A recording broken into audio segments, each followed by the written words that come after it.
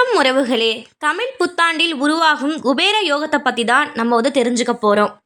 தமிழ் புத்தாண்டில் உருவாகிற குபேர யோகம் இந்த 4 ராசிக்கு அதிர்ஷ்டத்தையும் செழிப்பையும் கொண்டு வருங்க. ஜோதிடத்தில் படி நவகிரகங்களின் ராஜாவாக கருதப்படுறவர் சூரியன்.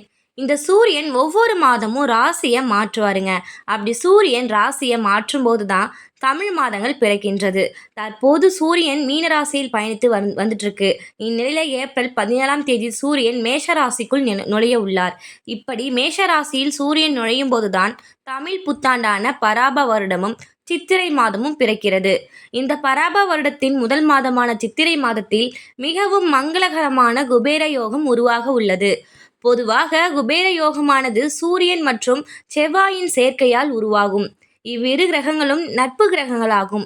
இந்த சுபயோகம் செல்வத்தை அள்ளித்தரும். எந்த ராசிக்கு இந்த யோகம் உள்ளதோ அந்த நபர் செல்வத்தின் தெய்வமான லட்சுமி தேவியின் பரிபூர்ண ஆசையை பெறுவார்கள். மேலும் இவர்களுக்கு செல்வத்திற்கோ மகிழ்ச்சிக்கோ பஞ்சம் இருக்காது. பல வழிகளில் இருந்து பணம் தேடி வரும். நீண்ட காலமாக சிக்கியிருந்த பணம் கைக்கு வந்து சேரும். இதன் மூலம் நிதிநிலை உயரும். இப்போது தமிழ் புத்தாண்டில் உருவாகும் குபேர யோகத்தால் அதிர்ஷ்டம் பெறும் ராசிக்காரங்க யாருன்றதை தெரிஞ்சுக்கலாம் வாங்க. அதுக்கு முன்னாடி நம்மளுடைய நல்ல நேரம் பிறக்குற சேனலை மறக்காம சப்ஸ்கிரைப் செய்து வைத்துக் கொள்ளுங்க. அப்பதான் 12 ராசிகளுக்கான பலன்களையும் யோகங்களையும் பற்றி இந்த சேனல் மூலம் நீங்கள் தெரிந்து கொள்ளலாம். இப்படி இந்த அதிர்ஷ்டத்தில் இருக்கிற முதல் ராசி யாருன்னு சொல்லிட்டு பார்த்தீங்கன்னா மேஷ ராசிக்காரங்க.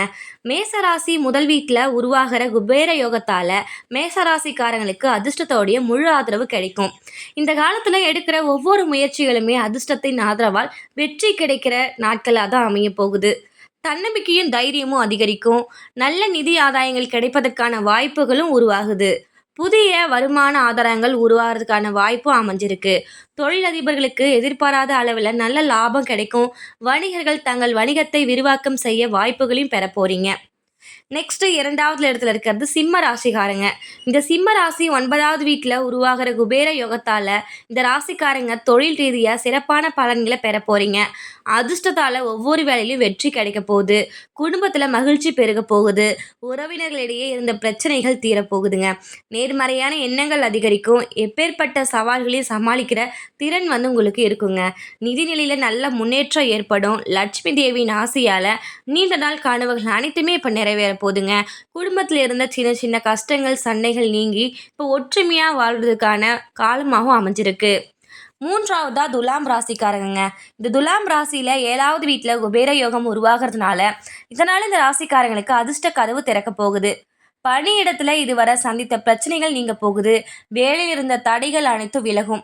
திருமண வாழ்க்கையில் மகிழ்ச்சி அதிகரிக்கும். சமூகத்தில் மதிப்பும் மரியாதையும் அதிகரிக்கும். பணவரவு அதிகரிக்கும். இதனால நிதி நிலைமை 2 மடங்கு உயரும். வாழ்க்கையும் செழிப்பாக இருக்க போதுங்க. 4வதா தனுசு ராசிக்காரங்க. இந்த தனுசு ராசிக்கு 5வது வீட்டில் குபேர யோகம் அமைஞ்சிருக்குங்க. இதனால இந்த ராசிக்காரங்களுக்கு ஒவ்வொரு விஷயத்துலையும் அதிர்ஷ்டம் ஆதரவை பெற போறீங்க. நிதிநிலையில் நல்ல ஒரு முன்னேற்றம் ஏற்பட போகுது. தொழிலில் இருந்த இந்த மந்த நிலை நீங்கி நல்ல லாபம் கிடைக்க போகுது. பணிபுரியவர்களுக்கு பதவி உயர்வு சம்பள உயர்வு போன்ற அனைத்துமே உயர்வாக தான் அமைய போகுது. சமூகத்தில் நல்ல ஒரு மதிப்பு மரியாதை அதிகரிக்க போகுது. குபேரனின் அருளால் பணவரவு சிறப்பாக இருக்கும்.